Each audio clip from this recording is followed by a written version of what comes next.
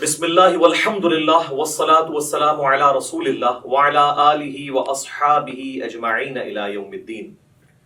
الحمدللہ آج 1 مارچ 2020 کو سنڈے کے دن علمی و تحقیقی مجلس نمبر 105 میں 105 نمبر میں ہم نماز کا پریکٹیکل طریقہ سیکھیں گے انشاءاللہ تعالی، اور اسی طریقے کے اندر ہم نماز میں جتنے پوسچرز ہیں کس طریقے سے بنانے ہیں، کون سا رکن کیسے ادا کرنا ہے اس کو سیکھیں گے۔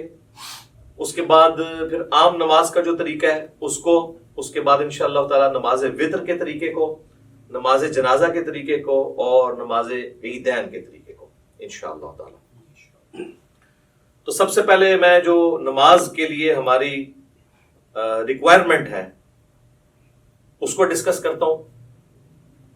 وضو اور غسل والا معاملہ تو الگ سے ہے، یہ ساری چیزیں انڈرسٹوڈ ہیں۔ اس کے بعد جب آپ مسجد میں آئیں گے تو نماز کے لیے سب سے ضروری چیز یہ ہے کہ آپ قبلہ رخ کھڑے ہوں گے اور اپنے دماغ میں نیت کو حاضر کریں گے کہ آپ کون سی نماز پڑھنے جا رہے ہیں۔ جب تک نیت حاضر نہیں ہوگی نماز درست نہیں ہوگی۔ صحیح بخاری اور صحیح مسلم کی متفق علیہ حدیث ہے کہ اللہ کے محبوب صلی اللہ علیہ وآلہ وسلم نے فرمایا انما الاعمال بالنیات، اعمال کا دار و مدار نیتوں کے اوپر ہے۔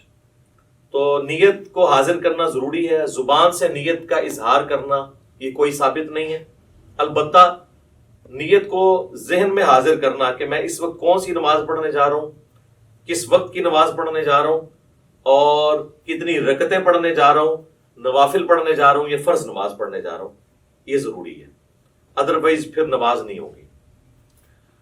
اور جب آپ قبلہ رخ کھڑے ہوں، اب ہم تو ڈسکس کر رہے ہیں انڈیویجول کی نماز۔ جب امام کے پیچھے نماز پڑھنی ہے اس کا پروٹوکول تھوڑا بہت جو ڈیفرنٹ ہے سب سیدھی کرنے کے اعتبار سے انشاءاللہ ہم پریکٹیکلی کریں گے، آپ سب لوگوں کو کھڑا کر کے انشاءاللہ تعالی۔ انڈیویجول جب کھڑے ہوں گے نماز کے لیے تو آپ نے اپنے پاؤں اتنے کھول لیں کہ نارمل جس کو کہا جاتا ہے، یعنی اگر میں اپنے اس بازو سے ایک سیدھا پرپینڈیکولر ڈرا کروں تو وہ سیدھا جا کے میرے پاؤں کے ایج کو پہنچے، نہ بہت زیادہ پاؤں کھولنے ہیں اور نہ بہت کم۔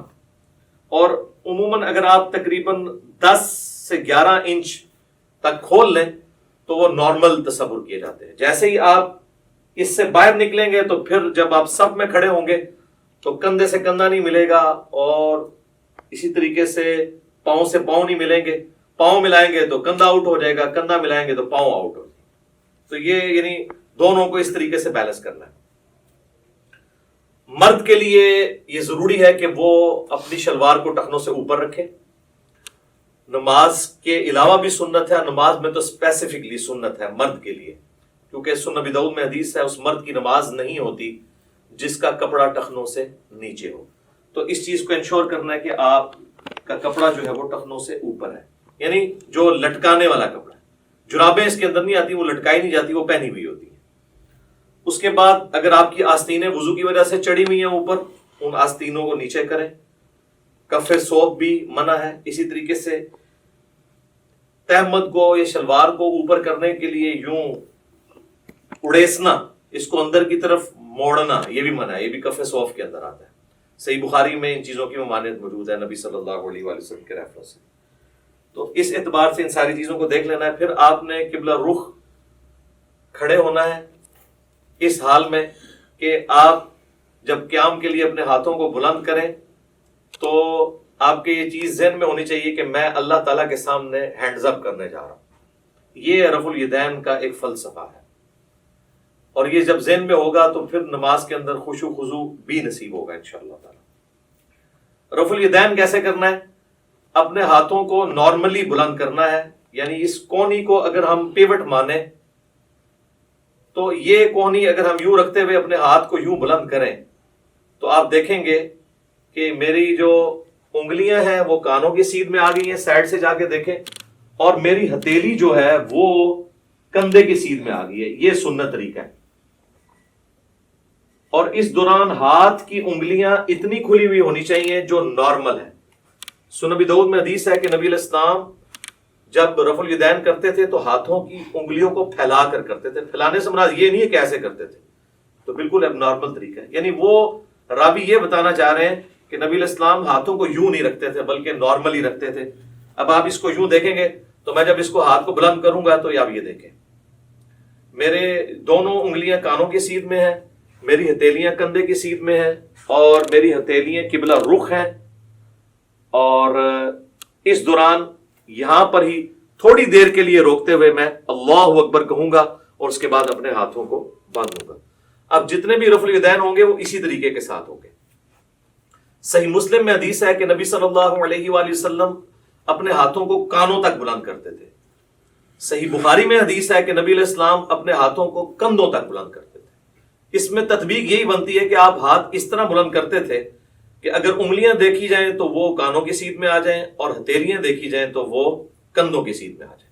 یہ نارمل پوزیشن ہے اور یہ بالکل صحیح ہونا چاہیے. اس کے لیے پریکٹس کرنے کا طریقہ ہے کہ آپ شیشے کے آگے کھڑے ہوں اور اس کی پریکٹس کریں. بعض لوگ ہوتے ہیں ان کے ہاتھ یوں ہوئے ہوتے ہیں, یوں ہوتے ہیں, کچھ یوں ہوئے ہوتے ہیں. یہ پریکٹس آپ کو کرنی پڑے گی. کسی کا ایک ہاتھ اونچا ہوتا ہے, نیچے ہوتا ہے, تو یہ اب مجھے جو آپ میں یہ کر رہا ہوں میرے سامنے شیشہ نہیں, یہ میری پریکٹس کی وجہ سے یہ سیدھا نظر آ رہا ہے. بعض اوقات آپ سمجھ رہے ہوں گے کہ سیدھا ہے لیکن وہ سیدھا ہوتا نہیں ہے, ٹیڑھا ہو جاتا ہے. تو اس کے لیے آپ کو پریکٹس کرنی پڑے گی. اور رفع الیدین کرتے ہوئے آپ نے اللہ اکبر کہہ کے ہاتھوں کو باندھنا ہے. یہ صحیح بخاری کے اندر یہ بھی حدیث موجود ہے کہ نبی علیہ السلام رفع الیدین کرتے اور اللہ اکبر کہتے. اور صحیح بخاری مسلم میں یہ بھی ملتا ہے کہ آپ صلی اللہ علیہ وآلہ وسلم اللہ اکبر کہتے اور رفع الیدین کرتے. لہٰذا اس چکر میں نہیں پڑنا کہ پہلے رفع الیدین کرنا ہے یا پہلے اللہ اکبر کہنا ہے. دونوں بیک وقت کہنے ہیں, آگے پیچھے کہنے ہیں, جس بھی طریقے سے کہیں سائملٹینیسلی آپ کہہ لیں. ہر صورتحال جو ہے وہ سنت کے مطابق ہے, کیونکہ اتنی جو باریکیاں ہیں نا وہ احادیث کے اندر نہ تو اللہ تعالیٰ کو مطلوب ہے کہ اس طرح کی رپورٹ کی جائے, نہ نبی علیہ السلام نے ان کو اس طریقے سے تعلیم فرمایا. تو یہ بڑی امپورٹنٹ چیز ہے اس حوالے سے. اللہ اکبر کہہ کے آپ نے ہاتھوں کو باندھا. اب ذرا یہ ہاتھوں کو باندھنے کی پوزیشن آپ ذرا دیکھ لیں. یہ میرا جو لیفٹ والا ہاتھ ہے یہ بعض لوگ یوں کر کے مٹھی بند کر لیتے ہیں, اس کو آپ نے یوں رکھنا ہے جو نارمل پوزیشن ہے. اس کے بعد آپ نے یہ دایاں ہاتھ بائیں ہاتھ کے اوپر یوں رکھا کہ جو نارمل پوزیشن ہے. بعض لوگ یوں کر کے پکڑ لیتے ہیں, ٹھیک ہے اگر آسانی ہے یوں کر کے پکڑ لیں, یہ نارمل پوزیشن ہے. اور اگر آپ اس کو یوں رکھیں گے تو آپ کو رکھنے میں بھی آسانی ہوگی. یہ سنت طریقہ ہے جو صحیح بخاری کی حدیث کی روشنی میں ہمیں پتہ چلتا ہے, کیونکہ صحیح بخاری میں حدیث ہے کہ سہل ابن سعد الساعدی کہتے ہیں کہ نبی صلی اللہ علیہ وآلہ وسلم کے زمانے میں ہمیں حکم دیا جاتا تھا کہ ہم اپنا دایاں ہاتھ بائیں زیرہ کے اوپر رکھیں. اب زیرہ جو ہے یہ کونی سے لے کے انگلیوں تک ہے. اور ابو داؤد اور نسائی کے اندر حدیث ہے کہ نبی علیہ السلام نے اپنا دایاں ہاتھ بائیں رسق را سین غین کف اور ساعد پر رکھا. ساعد کہتے ہیں کف سے لے کر کونی تک. یہ کف کا لفظ تو اردو زبان میں بھی استعمال ہوتا ہے, یہ عربی کا ہے. اور یہاں انگلی سے لے کے کف تک رسخ کہلاتا ہے, اور اس پورے کو ہم کہتے ہیں زیرہ. اور آپ دیکھیں پرانے زمانے میں جب جنگیں لڑی جاتی تھی تو زیرہ پہنی جاتی تھی, پورے جسم پہ بھی پہنی جاتی تھی. اور اس طرح صحیح مسلم میں اتنا ہی ملتا ہے کہ نبی علیہ السلام نے اپنا دایاں ہاتھ بائیں ہاتھ پر باندھا. ڈیٹیل بخاری میں اور ابو داؤد میں اور سنن نسائی میں ملتی ہے. مسند احمد میں روایت ہے کہ سینے پہ باندھا. اب سینے سے مراد یہ نہیں کہ آپ نے یوں کر کے باندھ لیا. سینے کی ڈیفینیشن ہے یہ نہر سے لے کر ناف تک, یہ سارے کا سارا سینہ ہے. یہ سینہ ہے. اس میں جہاں پہ بھی لائی کرے گا تو آٹومیٹکلی آپ دیکھیں جب آپ یوں کریں گے اور یوں رکھیں گے تو وہ ایک خاص پوزیشن پہ آئے گا جو نہ بہت اونچا نہ بہت نیچا, ناف سے برل یہ اوپر ہی ہے اور نہر سے کافی نیچے ہے. یہ نارمل پوزیشن ہے. اسی پوزیشن میں جب آپ جماعت کے ساتھ نماز پڑھیں گے تو پاؤں سے پاؤں بھی ملا سکیں گے اور کندھے سے کندھا بھی. جیسے ہی آپ یہ اوپر چلے گئے تو پھر یہ دیکھیں کونیاں ملیں گی, کندھا نہیں ملے گا. اسی طریقے سے میرے بھائیوں جب آپ ناف سے نیچے ہاتھ باندھتے ہیں نا تو یہ خلاف سنت ہے. اس حوالے سے جو سنن ابی داؤد کی ایک حدیث پیش کی جاتی ہے تو امام داؤد رحمہ اللہ تعالیٰ نے خود ساتھ لکھا ہے کہ اس حدیث میں ایک راوی ہیں عبد الرحمن بن اسحاق الکوفی, جس کے بارے میں نے خود احمد بن حنبل سے سنا ہے کہ وہ اس کو ضعیف کہا کرتے تھے. اور یہاں پر لوگوں نے یعنی وہ روایت تو پیش کی لیکن ساتھ جو امام کا حکم تھا اس کو سکپ کر دیا. تو ایسے بھی نہیں کریں گے، ایسے بھی نہیں کریں گے، بلکہ اس طریقے سے ہاتھ باندھیں گے جو سنت طریقہ ہے۔ یا پھر دوسرا طریقہ یہ ہے کہ وضع الیدین کی بجائے ارسال الیدین کیا جائے۔ اس کے لیے ہم پھر یوں کریں گے کہ آپ نے یوں رفع الیدین کیا، اللہ اکبر کہہ کے ایسے، بعض لوگ بالکل ایسے ساتھ ملا لیتے ہیں، بعض مٹھیاں بند کر لیتے ہیں، بعض ایسے کر کے کھڑے ہو جاتے ہیں، بالکل غلط ہے۔ بالکل نارمل پوزیشن پہ جہاں پہ آئیں گے یہ ارسال الیدین ہوگا، یہ بھی سنت ہے۔ اگرچہ اس حوالے سے جو سنن طبرانی کی روایت ہے اس میں خصیب الجحد الراوی جو ہے وہ ضعیف ہے، لیکن چونکہ موقوفاً روایتیں عبداللہ ابن زبیر سے ملتی ہیں المصنف ابن ابی شیبہ میں، بلکہ مصنف ابن ابی شیبہ میں پورا چیپٹر ہے ان صحابہ اور تابعین کا بیان جو ہاتھ باندھ کے نماز پڑھا کرتے تھے، اور ان صحابہ اور تابعین کا بیان جو ہاتھ کھول کر نماز پڑھا کرتے تھے۔ یہ دونوں طریقے سنت ہے۔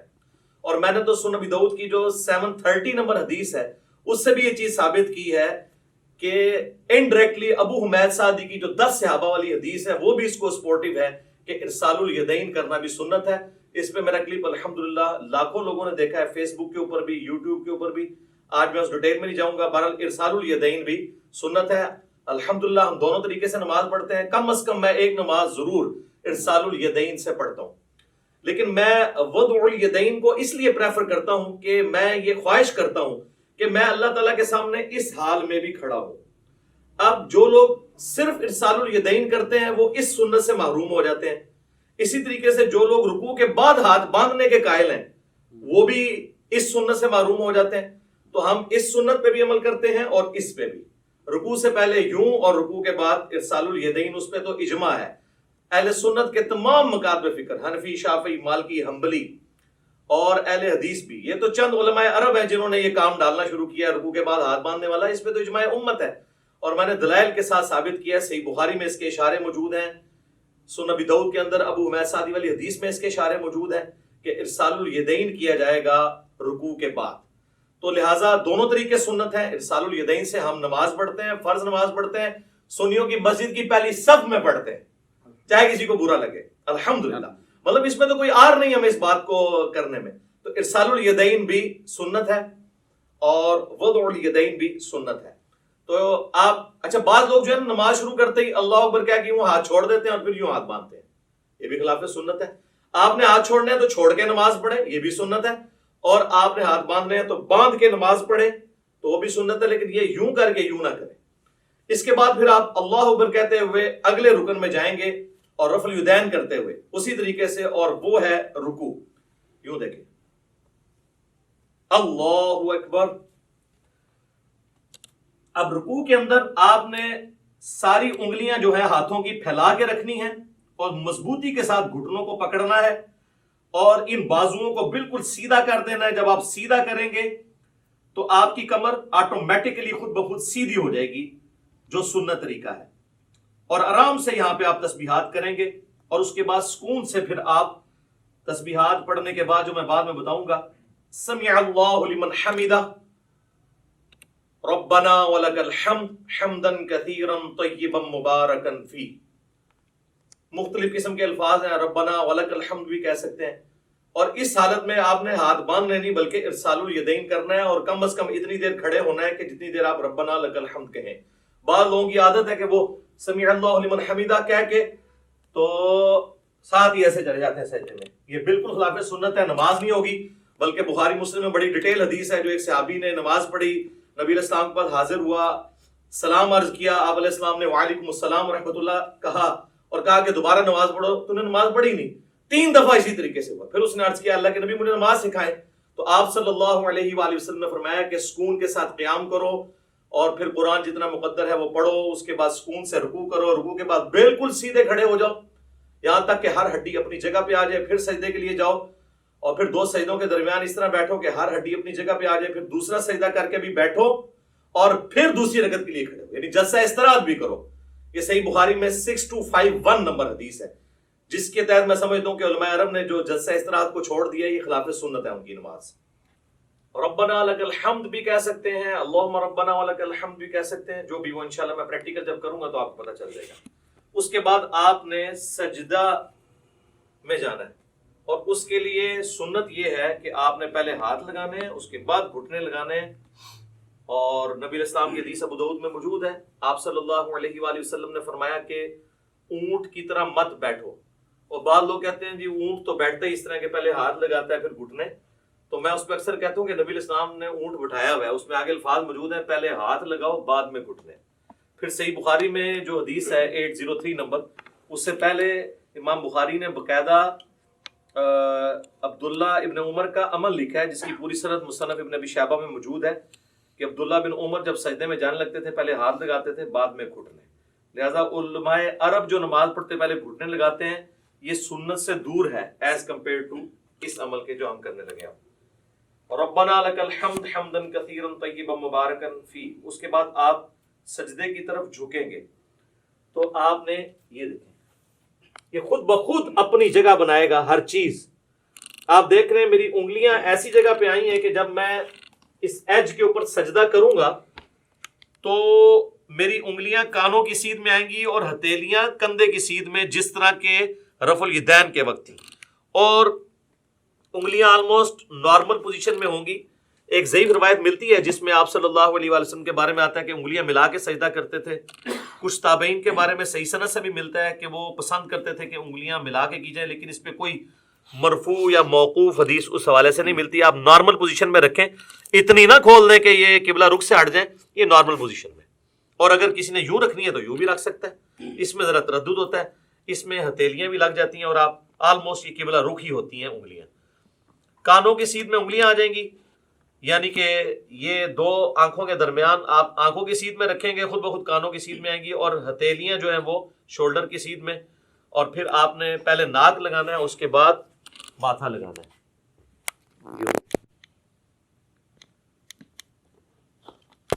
اسی حالت میں سجدے کی تسبیحات آپ نے پڑھنی ہے، سبحان ربی الاعلی، یا باقی تسبیحات انشاءاللہ پڑھ کے بتا دوں گا. اور پاؤں کی انگلیاں قبلہ رخ ہونی چاہیے، دونوں ایڑیاں آپس میں جڑی ہوئی ہوں، اور ہاتھ جو ہیں وہ پہلوؤں سے الگ ہوں، رانے جو ہیں وہ پنڈلی کے جوڑ سے الگ ہوں نارمل پوزیشن کے اوپر. اور ادھر سے اگر یعنی اس میں گیپ بھی موجود ہونا چاہیے. سب سے افضل طریقہ تو یہی ہے کہ تھوڑا اور بڑا کر لیا جائے سجدہ یوں کر کے، لیکن وہ آج کل ہماری صفحے جو ڈیزائن ہے اس میں وہ بڑے والا سجدہ نہیں ہوتا جو بخاری مسلم میں آتا ہے کہ بکری کا بچہ بھی گزر سکتا تھا، وہ اعلیٰ ترین درجہ ہے. جس چیز سے منع کیا گیا نا وہ یہی ہے کہ آپ نے، بخاری مسلم میں آتا ہے کہ کونیاں زمین پہ کتے کی طرح نہیں یوں بچھانی. اور ظاہر ہے اس حکم میں مرد و عورت دونوں ہی شامل ہیں نماز کے طریقے کے اعتبار سے.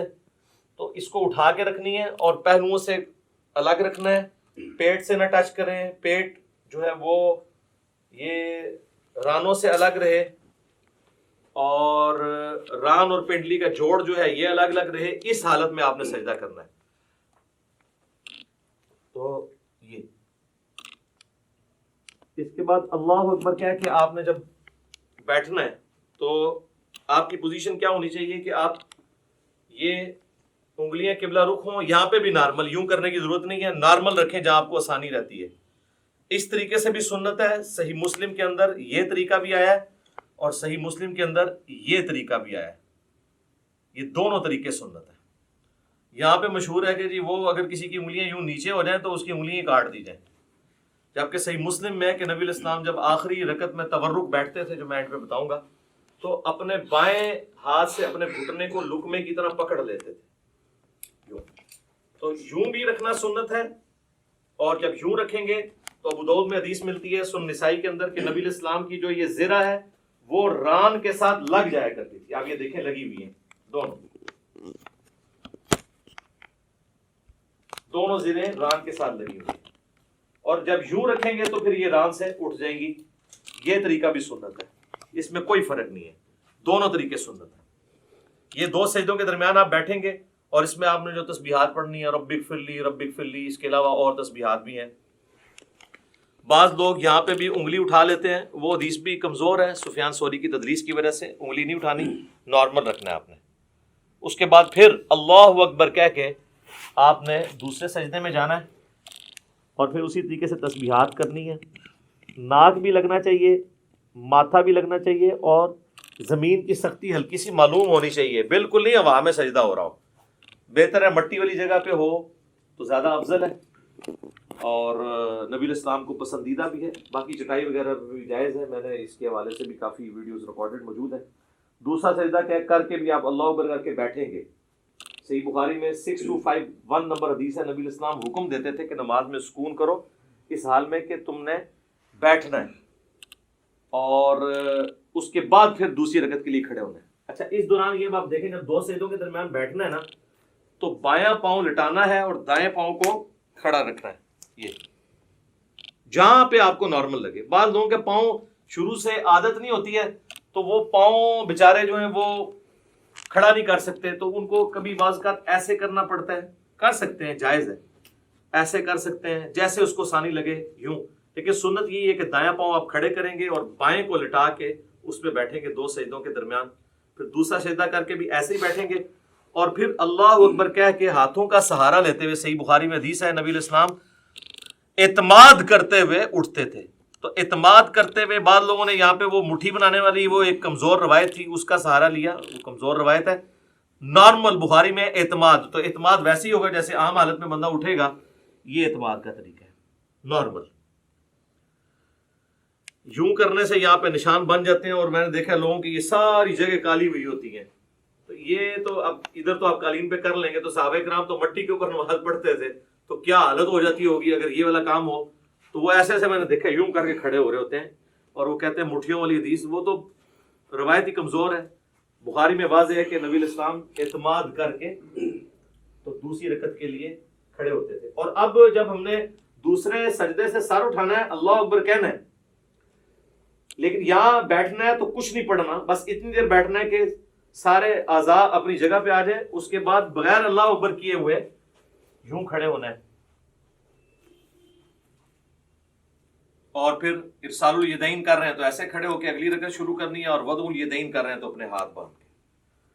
دونوں طریقے درست ہیں.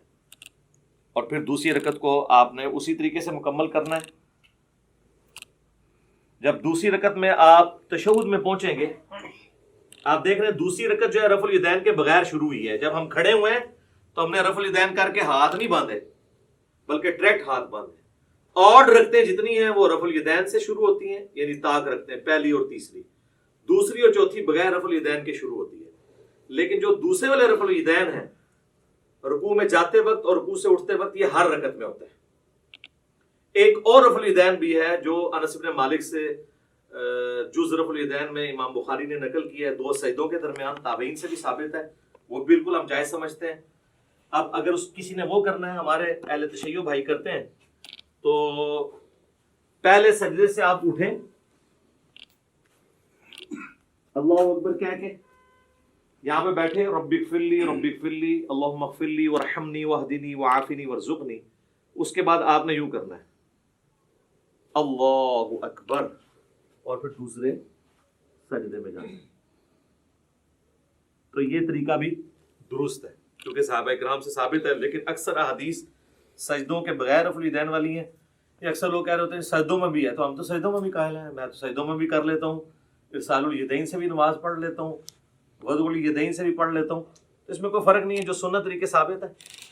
تو دوسری رکعت میں جب آپ بیٹھیں، اگر تو 4 رکعت والی نماز ہے تو پھر آپ یوں ہی بیٹھیں گے جس طرح آپ جلسے کے اندر بیٹھتے ہیں. دو سجدوں کے درمیان جو بیٹھنا ہے وہ جلسہ کہلاتا ہے، جس طرح رکوع کے بعد کھڑے ہونا قومہ کہلاتا ہے. تو یوں کر کے بیٹھیں گے، اسی طریقے سے یہ پاؤں کھڑے ہوئے ہوں گے اور یہاں پہ آپ تشہد پڑھیں گے. اور تشہد بیٹھتے ہی آپ نے اپنی انگلی بلند کر لینی ہے. صحیح مسلم میں 4 حدیث ہیں رفع سبابہ کے اوپر، یعنی انگلی کو بلند کرنا. اس میں سنت طریقہ یہ کہ آپ نے یہ درمیان والی انگلی اور انگوٹھے کا یوں ہلکا بنانا ہے ایسے کر کے. اور ابو داؤد میں الفاظ ہے کہ نبی علیہ السلام جب انگلی اٹھاتے تھے ہلکی سی جھکی رکھتے تھے، یہ ایسے کر کے نہیں اٹھانی، اور مسلسل تشہد میں بیٹھتے ہی اس کو اٹھا لینا ہے. اور اگر آخری تشہد میں ہے تو دعاؤں میں پہنچ کے اس کو ہلکی ہلکی یوں حرکت بھی دینی ہے. یہ بھی ثابت ہے. اور صحیح مسلم میں عبداللہ ابن زبیر جو نقل کر رہے ہیں وہ صرف اشارے کو نقل کر رہے ہیں، حرکت کو نہیں کر رہے. تو بغیر حرکت کے بھی اشارہ تھروٹ یوں کرنا یہ ثابت ہے. یہ طریقہ بھی ثابت ہے انگلی اٹھانے کا. اور ایک یہ طریقہ بھی ہے انگوٹھے کو اس جڑ میں رکھ کے یوں کر کے، اس کو کہتے ہیں وہ 53 کا عدد بنانا. یہ بھی طریقہ ٹھیک ہے. یہ دونوں طریقے ٹھیک ہیں. یہ عمومی طریقہ احادیث کے اندر رپورٹ ہوا ہے، چاہے یہاں پہ رکھیں چاہے یہاں پہ رکھیں، دونوں طریقے درست ہوں گے تشہد میں۔ اور یہ میں درمیان والے تشہد کی بات کر رہا ہوں جو 2 رکعتوں کے بعد ہے۔ جب آپ 4 رکعت پڑھ رہے ہو تو محمدن عبدہ و رسولہ تک پڑھ کے ساتھ دروشی بھی پڑھ لیں تو افضل ہے۔ وہ مسند احمد میں حدیث موجود ہے کہ آپ تشہد کے بعد بھی کھڑے ہو سکتے ہیں۔ سنن نسائی میں، صحیح مسلم میں موجود ہے کہ نبی علیہ السلام جب 9 رکعت وتر پڑھا کرتے تھے تو 8ویں رکعت میں بیٹھتے، تشہد پڑھتے، دروشی پڑھتے، اس کے بعد دعائیں پڑھتے، اور پھر آپ صلی اللہ علیہ وآلہ وسلم کھڑے ہوتے تھے 9ویں رکعت کے لیے۔ تو درمیان والے تشہد میں پڑھ سکتے ہیں۔ بہرحال اس میں جب آپ کھڑے ہوں گے دروشی پڑھنے کے بعد اللہم صلی علی محمد وعلی آل محمد اتنا بھی پڑھ لیں تو کافی ہے۔ یہ بھی سنن نسائی میں 1293 نمبر 1293 نمبر حدیث ہے۔ نبی اسلام نے یہ مختصر دروشی بھی تعلیم فرمایا۔ تو اللہ اکبر کہہ کے جب کھڑے ہوں گے تو زمین پر اعتماد کریں گے یوں، اور اٹھتے وقت پہلے گھٹنے اٹھائیں گے، اس کے بعد آپ ہاتھوں کو اٹھائیں گے۔ جاتے وقت ہاتھ پہلے لگاتے ہیں، گھٹنے بعد میں، اور اٹھتے وقت اس کو اس طریقے سے آپ ریورس کرتے ہیں۔ یعنی دوسرے الفاظ میں جو کچھ آپ نے بچپن سے سیکھا ہے تقریباً اس کے الٹ ہی کرتے ہیں آپ۔ پہلے گھوڑے لاندے نے پھر ہاتھ لاندے نے، تو اس طرح ذرا آسانی سے سمجھ آ جائے گا۔ اسی کو ہم نے عرض کیا ہے کہ مرنے سے پہلے ہے مسلمان کر لے اس پہ غور، کتابوں کا خدا اور ہے، بابوں کا خدا اور ہے۔ اچھا لوگ بڑا پراپوگنڈا کر رہے ہیں اس نے 2 خدا کر دیے ہیں۔ 2 خدا نہیں ہم نے کیے ہیں، ہم نے یہ بتایا کہ اس خدا کا تعارف جو آپ نے کروایا ہے وہ نہیں ہے جو نبی علیہ السلام نے کروایا۔ وہ تو میں نے کلیریفائی بار بار کیا، ان کو بھی خیر سمجھ ہے۔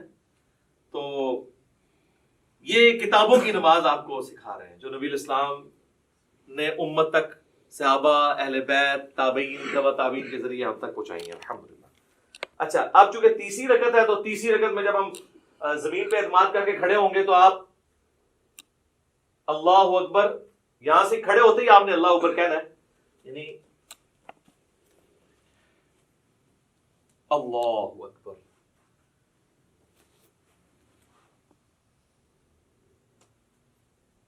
پھر وضع الیدین کر لینا ہے، یا اگر آپ نے ارسال الیدین کرنا ہے تو آپ یوں کر لیں۔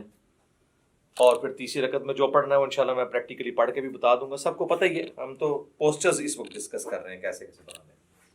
تیسری رکعت بھی اسی طریقے سے ہوگی، اور تیسری رکعت میں بھی دوسرا سجدہ کرنے کے بعد جلسے میں بیٹھ کے، جسے جلسہ استراحت کہتے ہیں، پھر آپ نے کھڑے ہونا ہے تیسری رکعت کے لیے اور چوتھی رکعت کے لیے، اور وہ رفع الیدین کے بغیر ہوگی، ڈائریکٹلی ہاتھ باندھیں گے یا ارسال الیدین کریں گے نارمل پوزیشن میں۔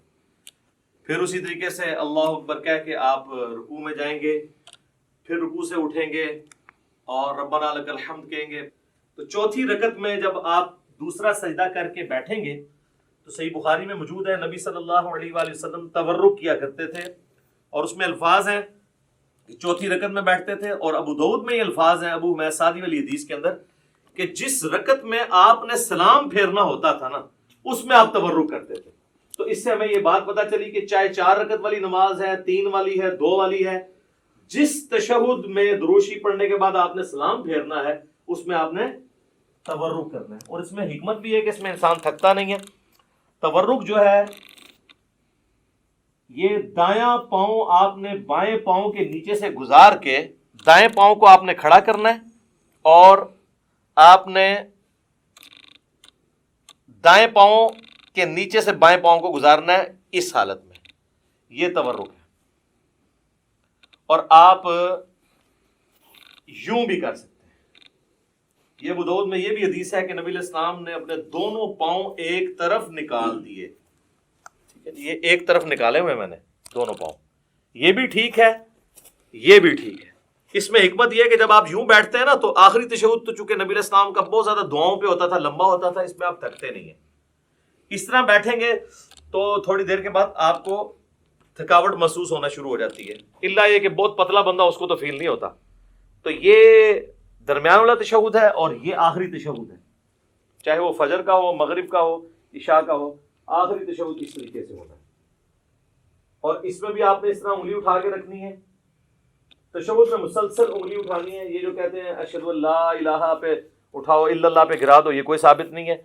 یہاں پہ رکھیں، یہ بھی سنت ہے، اور یہ صحیح مسلم میں الفاظ ہیں کہ نبی علیہ السلام جب تشہد میں بیٹھتے تو اپنا دایاں ہاتھ جو ہے وہ دانے گھٹنے کے اوپر بائیں گھٹنے پہ رکھ کے اس کو لقمے کی طرح پکڑ لیتے، جو آپ کے بابوں نے آپ کو سکھایا کہ جس کی انگلیاں نیچے ہوں انگلیاں کاٹ دی جائے، اور یہ وہ سنت ہے جو صحیح مسلم کے اندر ہے۔ ہر شے پٹھی دسی تانوں، پھر کہتے ہیں ساڈے بابیاں نو کچھ کہندا ہے، اور کینوں کہاں میں نیوٹن نو کہاں، جنہوں نے کام پایا انہوں نے کہنا ہے نا۔ یہ بھی سنت ہے، یہ صحیح مسلم میں یہ بھی سنت آئی ہے، اور یہ بھی، یہ مسلسل اٹھا کے رکھنی ہے۔ اور ابو داؤد میں، نسائی میں آتا ہے کہ جب آپ دعاؤں میں پہنچتے تھے نا تشہد کے اینڈ پہ درود شریف کے بعد، تو ہلکا ہلکا اسے یوں حرکت بھی دیتے تھے، اور اس کے بعد جب آپ پورا تشہد دعائیں مانگ لیں گے، پھر آپ نے دائیں اور بائیں سلام پھیرنا ہے۔ اس میں جو امام مسجد حضرات ہیں وہ تو سلام یہیں پھیر رہے ہوتے ہیں، السلام علیکم ورحمۃ اللہ، اور دوسرا سلام ادھر کرتے ہیں، السلام علیکم ورحمۃ اللہ۔ یہ بالکل خلاف سنت ہے۔ آپ نے دائیں طرف والے نمازیوں کو بھی، اور فرشتے ہوں تو ان کی طرف بھی سلام بھیجنا ہے، تو اس کے لیے طریقہ یہ ہے کہ آپ نے پوری گردن موڑنی ہے یوں کر کے، السلام علیکم ورحمۃ اللہ، السلام علیکم ورحمۃ اللہ۔ اچھا، عربیوں کو ایک بڑا مسئلہ ہے۔ اچھا، السلام علیکم ورحمۃ اللہ وبرکاتہ بھی ثابت ہے ابو داؤد کے اندر، دونوں طریقے درست ہیں۔ عربی جو ہے نا ہمارے اجمی لوگوں کو نا، وہ چونکہ امام کے پیچھے ہم لوگ تو عادت ہے نا کہ امام جب پہلا سلام پھیرتا ہے نا، تو جب وہ رحمت اللہ پہ پہنچتا ہے تو ہم پہلا پھیرتے ہیں، پھر وہ دوسرے کے رحمت اللہ پہ پہنچتا ہے تو ہم دوسرا پھیرتے ہیں۔ عربی کیا کرتے ہیں کہ وہ انتظار کرتے ہیں کہ امام دونوں طرف پھیرے، السلام علیکم ورحمۃ اللہ، السلام علیکم ورحمۃ اللہ، اور اس کے بعد وہ پھیرتے ہیں۔ آپ نے دیکھا وہ عرب کے ٹی وی پہ بھی جب آپ کو آواز آ رہی ہوتی ہے اس کی مکبر کی پیچھے سے، تو اور وہ یہ سمجھ رہے ہوتے ہیں کہ ہم صحیح طریقے پہ چل رہے ہیں، دونوں طریقے درست ہیں، کیونکہ اب ہے تو پیچھے ہی ہے نا۔ جب پہلا سلام پھیرا اس کے بعد ہی آپ نے بھی پہلا پھیرا نا، تو یہ نہیں کہ پورا پھیرے، اگر اس طریقے سے بھی کوئی کرنا چاہتا ہے وہ بھی ٹھیک ہے۔ یہ خام خواہ لوگوں پہ فتوے لگانا کہ وہ امام سے آپ آگے نکلے، امام سے کب آگے نکلے؟ امام نے السلام علیکم ورحمۃ اللہ کہا، اس کے بعد ہی ہم نے کہا، اور امام نے جب دوسرا پھیرا اس کے بعد ہی ہم نے کہا۔ وہ تو حدیث ہے بخاری مسلم میں کہ جو امام سے پہلے رکوع سے سر اٹھائے تو اسے ڈر جانا چاہیے کہ اللہ تعالیٰ اس کا سر جو ہے وہ گدھے کا نہ بنا دے۔ پوسچرز میں آپ نے امام سے پہلے کوئی کام نہیں کرنا۔ باقی جو بیچ میں پڑھنا ہے وہ آگے پیچھے ہو سکتا ہے، وہ تو نہ آپ سن رہے ہوتے ہیں اس کی، نہ وہ آپ کی سن رہا ہوتا ہے۔ کئی بار ہم تشہد ختم کر کے بیٹھ جاتے ہیں، امام کا تشہد ختم ہی نہیں ہوتا، اس میں آگے پیچھے ہو سکتا ہے، پوسچرز نہیں آپ آگے پیچھے کر سکتے۔ اور دیکھیں اللہ نے نماز میں کیا برکت رکھی ہے کہ نماز میں مسلمانوں کی یونٹی ہے، کوئی فرقہ بھی دوسرے کے پیچھے نماز پڑھ سکتا ہے، کیونکہ بیسک سٹرکچر سب کی یہی ہے 4 رکعتوں میں، پہلے قیام کے بعد رکوع کے بعد کھڑے ہونا، اس کے بعد سجدے میں جانا، 2 سجدوں کے درمیان بیٹھنا۔ اور ایون سنی شیعہ کی کتابیں تو متفق ہیں، شیعہ بھی جو ہے وہ جلسہ اس طرح آتی ہے، یعنی دوسرے سجدے کے بعد بیٹھ کے اٹھتے ہیں، اور اہل سنت بھی جو کتاب و سنت کے فالوورز ہیں وہ اسی طریقے سے اٹھتے ہیں۔ بہرحال کوئی ڈائریکٹ اٹھے یا اس طریقے سے اٹھے، دونوں طریقوں میں وہ ایک فرقے والا دوسرے فرقے والے امام کے پیچھے نماز پڑھ سکتا ہے۔ یہ اللہ نے نماز کی حفاظت کی ہے، نماز کی بیسک سٹرکچر میں کوئی فرق نہیں ہے۔ ورنہ تو یہ ہوتا کہ شیعہ کے قیام کا وقت ہے، آپ کے رکوع کا وقت آ جائے تو پھر کس طرح ایک دوسرے کے پیچھے پڑھ سکے نماز؟ تو یہ اللہ تعالیٰ نے کم از کم بیسک سٹرکچر جو ہے، باقی جو چھوٹی موٹی چیزیں ان پہ اختلاف ہو سکتا ہے، بہتری کی طرف جانا چاہیے۔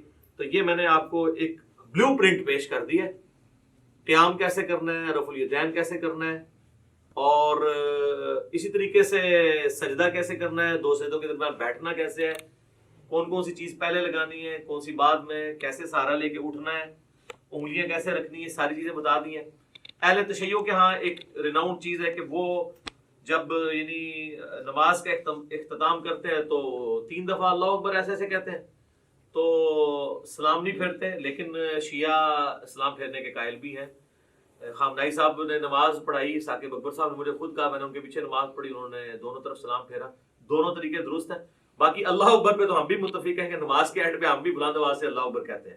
بخاری مسلم میں حدیث ہے کہ نبی علیہ السلام کی نماز کا مکمل ہونا اللہ اکبر کی آواز سے، تکبیر کی آواز سے پہچانا جاتا تھا۔ اس کے بعد آہستہ آواز سے 3 دفعہ استغفر اللہ، اور پھر اللہم انت السلام و منک السلام تبارک یا ذا الجلال والاکرام۔ جو ہمارے گرین اور بلو کارڈز آپ پڑھ سکتے ہیں، سب کچھ موجود ہے اس کے اندر۔ تو یہ بیسک سٹرکچر تھی جس میں میں نے کوشش کی کہ آپ کو ایک اوور آل پکچر پتہ چل جائے۔ اب میں فزیکلی آپ کو نماز پڑھ کے بھی بتاؤں گا، تاکہ آپ کو پتہ چل جائے کہ اس میں میں نے یہ پڑھنا ہے اور اس طرح پڑھنا ہے اور کم از کم اتنا پڑھنا ہے. زیادہ تو آپ جتنا گڑ ڈالیں میٹھا ہوگا. لیکن اس لیول پہ جانے سے پہلے میں آپ کو ایک بلو پرنٹ باقی نمازوں کا بھی بتا دیتا ہوں. یہ تو 4 رکعتوں کا بتایا, اگر 2 رکعتیں ہوتی تو میں دوسری رکعت میں یوں تورک بیٹھ جاتا. اور اگر وطر کی نماز ہوتی تو وطر کا طریقہ بھی اب ہم ڈسکس کر رہے ہیں, تو وطر کا طریقہ بھی سیم اسی طریقے سے جس طرح عام نماز ہے. 3 وطر نبی علیہ السلام کی عمومی سنت ہے. صحیح بخاری میں قاسم بن محمد بن ابی بکر جو سیدنا ابو بکر رضی اللہ تعالیٰ عنہ کے پوتے ہیں, وہ کہتے ہیں میں نے صحابہ کرام کو 3 رکعت وطر پہ پایا, البتہ ایک میں حرج نہیں ہے. اور بخاری مسلم میں وہ تو مشہور حدیث ہے, رمضان ہو یا غیر رمضان, اما عائشہ کہتی ہیں نبی علیہ السلام 11 رکعت پڑھتے تھے, 8 تراویح اور 3 وطر, یا 8 نفل یا تہجد کچھ بھی کہہ لیں. تو 3 وطر کا طریقہ یہ ہے کہ آپ نے وطر کو مغرب سے مختلف کرنا ہے, کیونکہ المستدرک للحاکم میں صحیح ابن حبان میں موجود ہے, نبی علیہ السلام نے فرمایا اسے مغرب سے مختلف کرو. اور مغرب سے مختلف کرنے کا طریقہ کیا ہے کہ 2 طریقے ہیں. ایک وہ ہے جو صحیح بخاری اور مسلم میں آیا ہے عبداللہ بن عمر سے, کہ وہ 2 رکعتیں پڑھنے کے بعد سلام پھیر دیا کرتے تھے, اور پھر سلام پھیرنے کے بعد اگر کسی اپنے غلام کو کوئی حکم دینا ہوتا تو حکم دیتے, تاکہ یہ پتہ چل جائے کہ اس کے دوران بول سکتے ہیں, اور پھر 1 رکعت الگ سے پڑھا کرتے تھے. یہ مغرب سے مختلف کرنے کا ایک طریقہ ہے. دوسرا جو ہے وہ ہمیں سیدنا عمر فاروق رضی اللہ تعالیٰ عنہ سے صحیح ابن خزیمہ میں, ابن حبان میں, المستدرک للحاکم اور کئی کتابوں میں ملتا ہے کہ وہ کیا کرتے تھے کہ دوسرا جو تشہد ہے نا, جو 2 رکعتوں کے بعد جو تشہد ہے وہ نہیں بیٹھتے تھے. مغرب میں تو ہم بیٹھتے ہیں نا, تو دوسری رکعت میں بھی وہ جلسہ استراحت کرتے تھے اور تیسری رکعت کے لیے کھڑے ہو جاتے تھے. اور جب آپ تیسری رکعت کے لیے کھڑے ہوں گے, چونکہ یہ آڈ رکعت ہے, تو پھر یہ رفع الیدین سے شروع ہوگی. یہ بھی اکثر لوگ پوچھ رہے ہوتے ہیں کہ تیسری بغیر رفع الیدین دی ہوگی, رفع الیدین. سر آڈ رکعت سمپل فارمولہ ہے رفع الیدین کے ساتھ. رفع الیدین کتنے ہونے ہیں؟ 4 رفع الیدین تو اتفاقی ہیں. نماز شروع کرتے وقت, ہر رکعت میں رکوع میں جاتے وقت اور اٹھتے وقت 3 ہو گئے, اور 2 رکعتوں سے اٹھ کے یعنی تیسری رکعت کے اندر یہ 4 ہے, اور 5واں 2 سجدوں کے درمیان ہے. اس کے علاوہ بھی اگر جس کو جتنا شوق ہے کرتا رہے, ہر اٹھک بیٹھک پہ کرے, اس کی مرضی. یہ ایٹ لیسٹ ڈیٹم لیول ہے. اچھا جی, اب وطر میں چونکہ وہ مختلف اس طرح کرنا ہے, وہ تو میں نے آپ کو بتا دیا. جب آپ تیسری رکعت میں ہوں گے, چاہے وہ الگ سے پڑھ رہے ہوں آپ, چاہے وہ آپ فصل کر کے یعنی سلام درمیان والے دونوں پھیر کے اس کے بعد پڑھ رہے ہوں, تو جب آپ تیسری رکعت میں سورۃ الفاتحہ میں سورت ملا لیں گے, اس کے بعد آپ اس کے ساتھ ہی دعائے قنوت پڑھ سکتے ہیں. اللہم اہدنی فیمن ہدیت. آج کلپ چڑھ گیا ہوگی کہ اصل دعا کیڑی ہے, ٹھیک ہے جی. تو اور اس میں آپ ارسال الیدین اگر کیے ہوئے تو اس حالت میں پڑھیں گے, لیکن پڑھیں گے آپ رکوع سے پہلے. صحیح بخاری میں 1002 نمبر حدیث ہے, انس بن مالک کہتے ہیں وہ شخص غلط بیانی کر رہا ہے, جھوٹ بول رہا ہے, جو یہ کہہ رہا ہے کہ نبی صلی اللہ علیہ وآلہ وسلم قنوت وطر کی قنوت کی دعا جو ہے وہ رکوع کے بعد کیا کرتے تھے. آپ نے صرف 1 مہینہ رکوع کے بعد کی, وہ کافروں پہ بددعا کی تھی, قنوت نازلہ. آپ ہمیشہ رکوع سے پہلے کرتے تھے. رکوع سے پہلے کیسے؟ سورت ملائی, اس کے بعد یہ آپ نے پڑھ دیا اللہم اہدنی فیمن ہدیت, یہ دعا پوری کی, پھر آپ رفع الیدین کر کے رکوع میں چلے گئے. اور دوسرا طریقہ جو کم از کم 3 تابعین سے ثابت ہے اور سیدنا عمر سے بھی ثابت ہے, اور المصنف ابن ابی شیبہ میں, مستدرک الحاکم میں, صحیح ابن حبان کے اندر, ابن خزیمہ کے اندر, المعجم الکبیر طبرانی کے اندر ڈیٹیل سے مل جائے گا آپ کو کہ سیدنا عمر جو ہے وہ تکبیر کہتے تھے دعائے قنوت پڑھنے سے پہلے. یعنی سورت ملا لی, اس کے بعد سورت ملانے کے بعد آپ نے اللہ اکبر کیا, تکبیر کہی, اور دوبارہ ہاتھ باندھ کے آپ نے دعائے قنوت مانگی. اس میں ہاتھ نہیں اٹھانے ہوتے کیونکہ یہ قنوت نازلہ نہیں ہے, یہ عام قنوت ہے. عام قنوت میں ہاتھ باندھے جاتے ہیں یا ارسال الیدین کر کے آپ پڑھیں. ہاتھ اٹھانے والی کافروں پہ بددعا ہے, اور وہ ہوتی بھی رکوع کے بعد ہے, اور وہ ہوتی بھی عموماً فرض رکعت جو فرض نماز ہے اس کی آخری رکعت میں رکوع میں جانے کے بعد ہوتی ہے, جو سنت ہے. وہ آپ کو قنوت والا چیپٹر مشکات میں مل جائے گا, ابو داؤد ترمذی ابن ماجہ کے حوالے سے حدیث مل جائے گی. اور جو قنوت وطر کے اندر کوئی قنوت نازلہ کرنا چاہتا ہے تو نبی علیہ السلام سے ثابت نہیں, لیکن صحابہ کرام سے, ابی ابن کعب سے, صحیح ابن خزیمہ کے اندر موجود ہے, جس میں دعائے قنوت بھی انہوں نے پڑھی اور ساتھ درود شریف بھی پڑھا اینڈ کے اوپر, اور بھی دعائیں مانگی. وہ آپ کر سکتے ہیں, صحابہ کا یہ طریقہ. اور میں اس پہ اکثر کہتا ہوں کہ جو لوگ کہتے ہیں کہ صحابہ کرام نعوذ باللہ حجت نہیں ہے، ہم نے مرفوع حدیث ہی دیکھنی ہے، تو ان کے لیے لمحہ فکری ہے کہ وہ جتنی یہاں پہ قنوت نازلہ پڑھا رہے ہیں اپنی وطروں کے اندر رمضان میں، وہ تو صحابہ کا طریقہ ہے۔ جب داڑھی کی باری آتی ہے ہم نہیں کاٹتے، لیکن مٹھی کے بعد صحابہ کا اجماع ہے کہ کاٹنا جائز ہے۔ وہاں کہتے ہیں نہیں ہم نبی علیہ السلام کو دیکھ رہے ہیں، تو نبی علیہ السلام کو بھی نہیں آپ دیکھ رہے، نبی علیہ السلام کی تو مٹھی سے بڑی نہیں ہے، یہ بھی میں نے ثابت کیا ہے الحمدللہ۔ ساتھ ساتھ تھوڑی سی برین واشنگ ہوتی رہنی چاہیے، تبھی چیزوں کی سمجھ آتی ہے۔ تو اللہ اکبر کہہ کے ارسال الیدین کیا یا ہاتھ باندھے اور آپ نے دعائے قنوت پڑھی، اس کے بعد اللہ اکبر کہہ کے دعائے قنوت کے بعد روشی بھی پڑھنا ہے، اور پھر آپ نے وہ پورا کیا۔ اب چونکہ چاہے آپ نے فصل کیا ہوا ہے، درمیان میں دو پڑھ کے سلام پھیرے ہوئے ہیں، یا آپ نے دو کے بعد آپ کھڑے ہوئے ہیں، دونوں صورتوں میں تیسری رکعت تو آپ کی وتر کی آخری ہوگی، اس میں پھر آپ تورکی بیٹھیں گے۔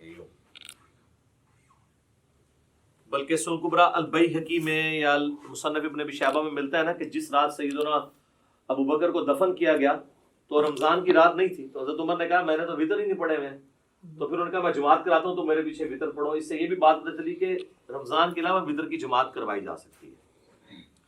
تو اس میں انہوں نے وتر اسی طریقے سے پڑھائے تھے کہ انہوں نے درمیان تشہد چھوڑا تھا اور اپنا 3 وتر پڑھائے تھے۔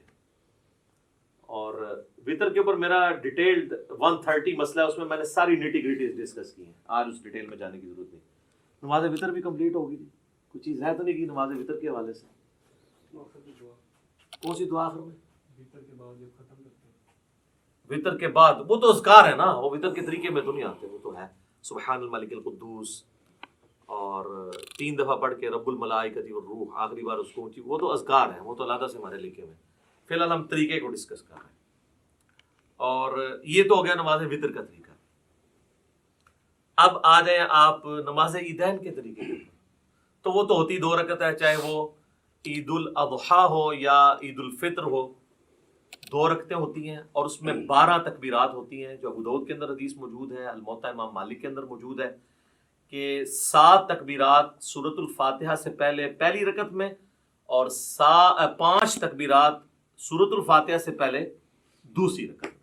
یہ طریقہ ہے، اور اگر کوئی بھول جائے تو رکوع کے بعد بھی کر سکتا ہے۔ اس میں طریقہ یہی ہے کہ اللہ اکبر کہہ کے آپ نماز شروع کریں گے۔ اگر آپ نے وضع الیدین کیا ہے تو آپ جب تکبیرات کہیں گے اللہ اکبر تو دوبارہ ہاتھ باندھیں گے۔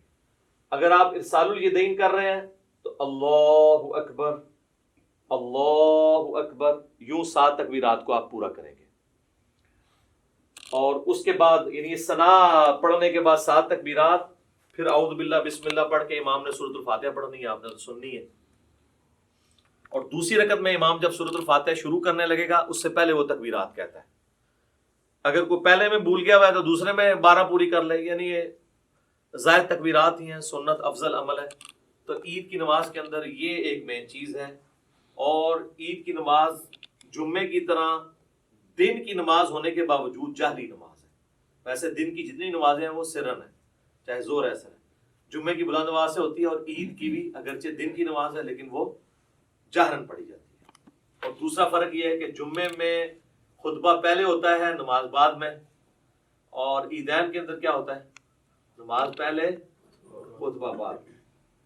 باقی وہ آل امیہ نے پہلے شروع کروا دیا تھا، کیونکہ بعد میں حضرت علی کے اوپر وہ لانتے کرتے تھے، تو ظاہر سامنے تو صحابہ بیٹھے تھے 5 تکبیروں میں باندھنے۔ یار میں نے بتایا ہے کہ اگر ارسال الیدین کر رہے ہیں تو ارسال الیدین کریں گے، اگر وضع الیدین کرنا ہے تو وضع الیدین، چھوڑنا نہیں ہے، حنفی چھوڑتے ہیں مجھے پتا ہے، ہاں وہ میں نے کلیئر کر دیا کیا کرنا ہے، اسی لیے کہا ہے تو اس کو مزید کلیئر کرتے ہیں۔ تو عید کی نماز کے اندر ہمارے حنفی بھائیوں کے اندر یہ چیز موجود ہے کہ وہ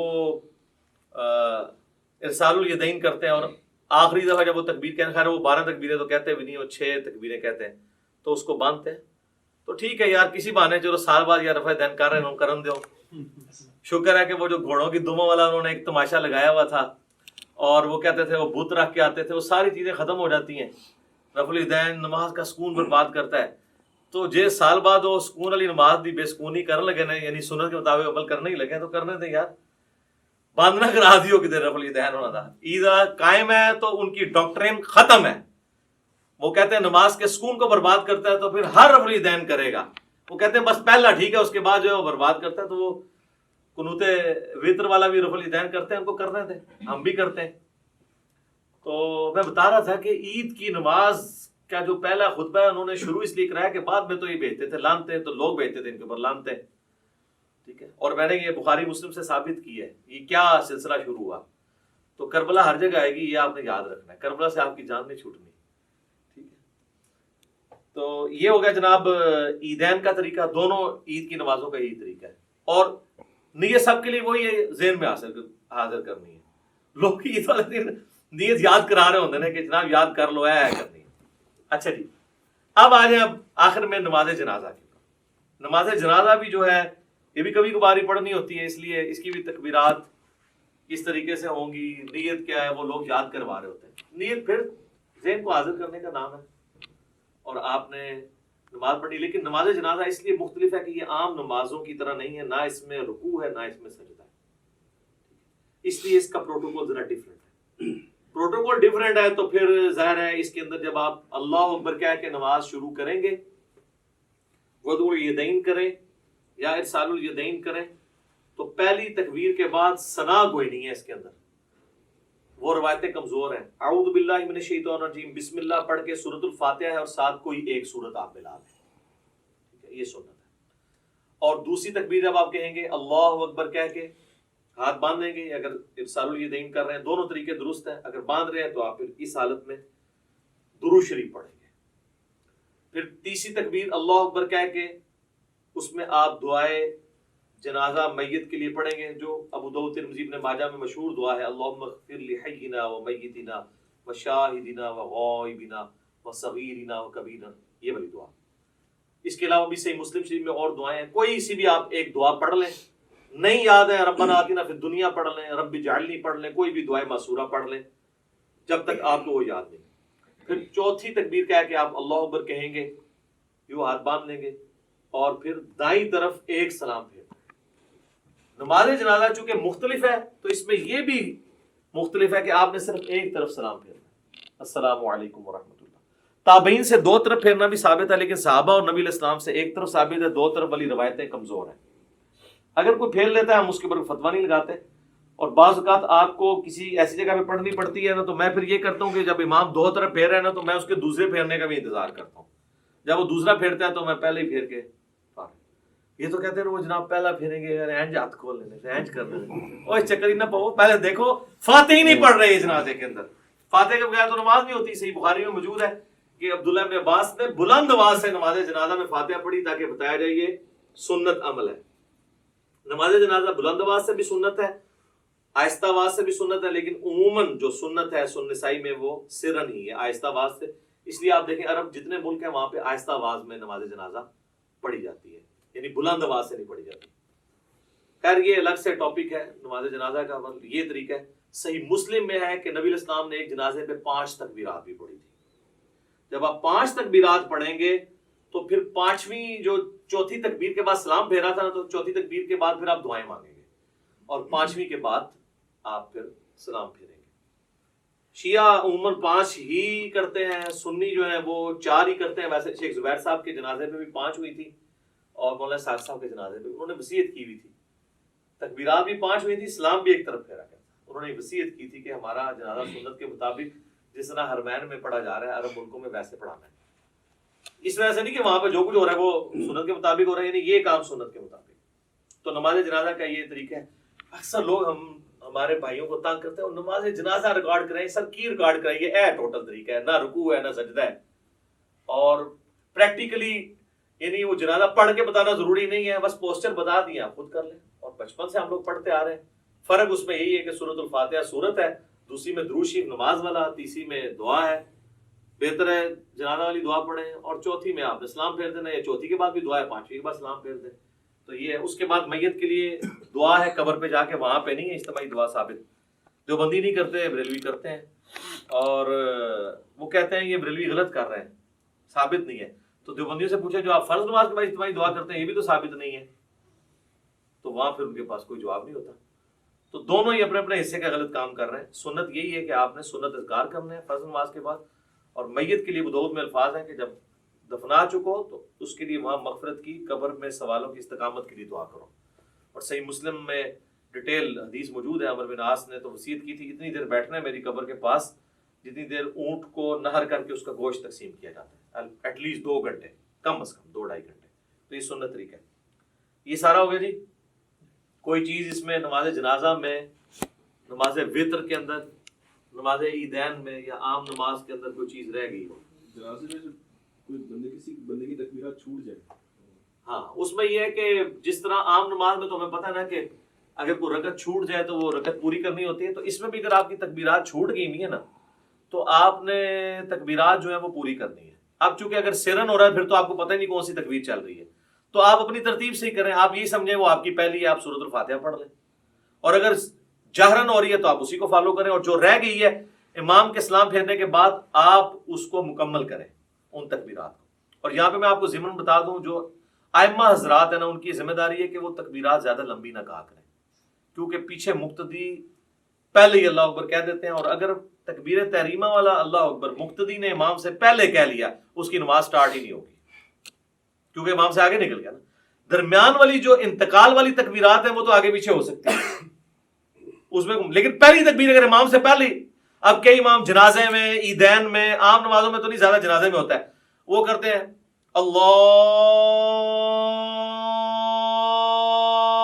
اکبر. اب نیچے جو بیچارہ شروع کرتا ہے، عیدین میں بھی دیکھا ہے لوگ شروع کرتے ہیں تو وہ اکبر ختم نہیں ہوتا، وہ پہلے ہاتھ باندھ دیتے ہیں یا ہاتھ چھوڑ دیتے ہیں. تو میں تو انتظار کرتا ہوں جب وہ اکبر کے رواں پہ پہنچتا ہے نا نماز عید میں یا نماز جنازہ میں، تو پھر میں اللہ اکبر سے پڑھتا. تو یہ آپ ٹرین کریں تو بہتر یہ کہ آپ مختصر اس کو کریں، اتنا لمبا نہ کریں کہ پیچھے لوگوں کے سانس ٹوٹ جائیں، یا ان کو ایجوکیٹ کریں. اتنا لمبا کرنے کی ضرورت کیا ہے؟ یہ تو ضرورت تھی اس وقت جب سپیکر نہیں تھے تو پیچھے تک آواز پہنچانے کے لیے کہ چلو آ ہی جائے کسی کو آواز. تو اب تو ضرورت نہیں ہے. اللہ اکبر سپیکر میں اتنے ماشاءاللہ موجود ہیں. اور کوئی چیز اس حوالے سے جو اس کے پوسچرز طریقے کے اعتبار سے آ رہی ہو؟ جی سنت ہے. جنازے میں بھی ہر تکبیر کے اوپر رفع الیدین کرنا، یہ بھی سنت ہے. نماز عیدین میں بھی ہر تکبیر کے اوپر رفع الیدین کرنا سنت ہے. ابو داؤد میں واضح حدیث ہے، مسند احمد میں موجود ہے. عبداللہ بن عمر کہتے ہیں کہ قیام کی حالت میں نبی علیہ السلام جب بھی تکبیر کہتے تھے تو اپنے ہاتھوں کو بلند کرتے تھے. تو یہ جنرل ہے، ٹھیک ہے. شیخ البانی کا یہ موقف ہے کہ جنازے میں عیدین میں چھوڑ بھی سکتے ہیں، اور یہاں پہ بھی جو البانی صاحب کے فالوور ہیں وہ عید کے خطبے میں کہہ رہے ہوتے ہیں چھوڑ بھی دیتے ہوں. میں خدا دا ناجے حنفی سال بعد کرنے لگے جو وہ بھی چھڑان لگے ہو. کیوں اس طرح کی باتیں بتاتے ہیں جو سند سے ثابت ہی نہیں ہے؟ یہ بالکل غلط ہے. رفع الیدین تو الموجم الکبیر طبرانی پہ ہے کہ رفع الیدین کرنے پہ ہر انگلی کے عوض آپ کو 10 نیکیاں ملتی ہیں. تو اسی لیے تو ہم قنوت وتر سے پہلے بھی رفع الیدین کرتے ہیں تاکہ ہم یہ نیکیاں ضائع نہ کریں، ٹھیک ہے. تو یہ آپ 10 انگلی ہیں تو 10 ضرب 10 کر لیں. تو رفع الیدین کریں جی، وتر میں بھی کریں، عام حالت میں بھی کریں، جتنا آپ کر سکتے ہیں کریں. اب تو اللہ کا فضل ہے کہ رفع الیدین کی ایکسیپٹنس آ گئی ہے. کوئی مسجد ایسی نہیں ہے جہاں پہ آپ کو آمین اونچی کہنے والے رفع الیدین والے نہ ملیں. انقلاب تو آیا ہے نا جی، صدا تو جھوم رہی ہے ہر طرف سے کہ نہ میں وہابی نہ میں بابی، میں ہوں مسلم، علمی کتاب. اللہ کا شکر ہے لوگ کتابوں کے ساتھ جڑ گئے. چلیں جی، یہ سارا میں نے اس لیے بیان کیا تاکہ آپ کو ایک بلو پرنٹ اس حوالے سے کلیئر ہو جائے. اور اس میں اب میں پریکٹیکلی نماز پڑھ کے آپ کو بتاؤں گا تاکہ یہ پتہ بھی چلے کہ پڑھنا کس بیچ میں کیا کچھ پڑھنا ہے. اور اس میں پوسچر اس طریقے سے بناؤں گا جو میں نے آپ کو ایجوکیٹ کی ہیں، انہی پوسچرز کے مطابق میں آپ کو لے کے چل رہا ہوں گا تاکہ آپ اس سنت کے مطابق نماز کے طریقے کے اوپر عمل کر سکیں. تو اب انشاءاللہ تعالیٰ میں پریکٹیکلی نماز پڑھ کے بتاؤں گا انشاءاللہ. اچھا میرے بھائیو، اب میں انشاءاللہ آپ کو پریکٹیکلی کم از کم 2 رکعت پڑھ کے بتاؤں گا تاکہ آپ کو پتہ چلے کہ نماز کے اندر کون کون سی تسبیحات پڑھنی ہے، ثنا کیسے پڑھنی ہے، سورۃ الفاتحہ، جو ایک کم از کم درجہ نماز کا اتنا ہونا چاہیے. باقی آپ جتنا گڑ ڈالیں گے اتنا میٹھا ہے. تو چند تسبیحات کے ساتھ میں اس کو کور کروں گا تاکہ آپ لوگ وہ چیزیں یاد بھی کر سکیں. جو لوگ سن کے یاد کرنے کے عادی ہیں ان کے لیے انشاءاللہ تعالیٰ آسانی ہوگی انشاءاللہ تعالیٰ. ساتھ ساتھ پوسچر بھی کور ہو جائیں گے انشاءاللہ تعالیٰ.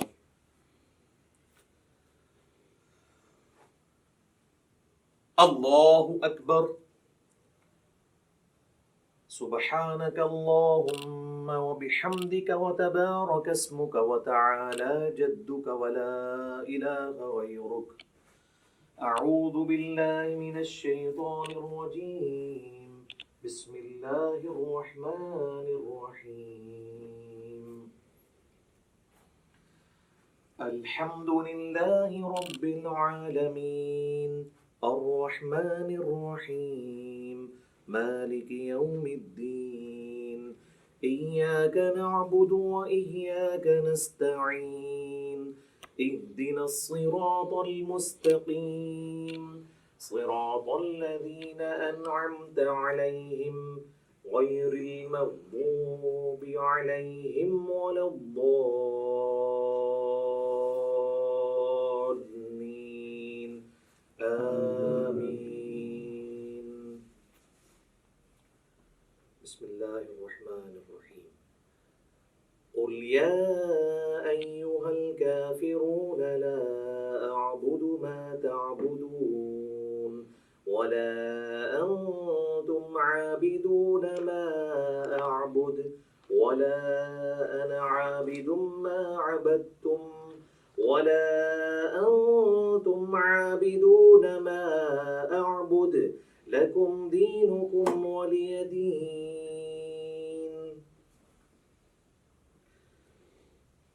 الله أكبر سبحان ربي العظيم سبحان ربي العظيم سبحان ربي العظيم سبحانك اللهم ربنا وبحمدك اللهم اغفر لي سبوح قدوس رب الملائكة والروح سمع الله لمن حمده اللهم ربنا ولك الحمد حمدا كثيرا طيبا مباركا فيه الله أكبر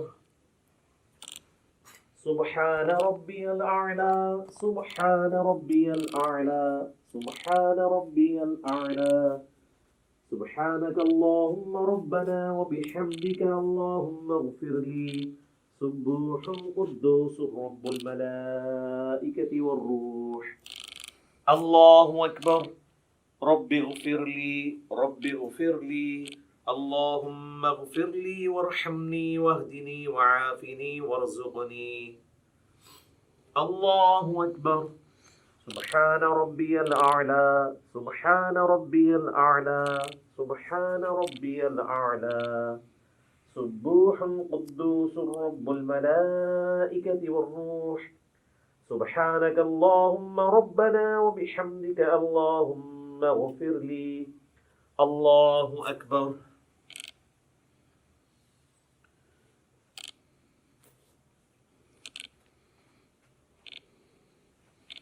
بسم الله الرحمن الرحيم الحمد لله رب العالمين الرحمن الرحيم مالك يوم الدين إياك نعبد وإياك نستعين اهدنا الصراط المستقيم صراط الذين أنعمت عليهم غير المغضوب عليهم ولا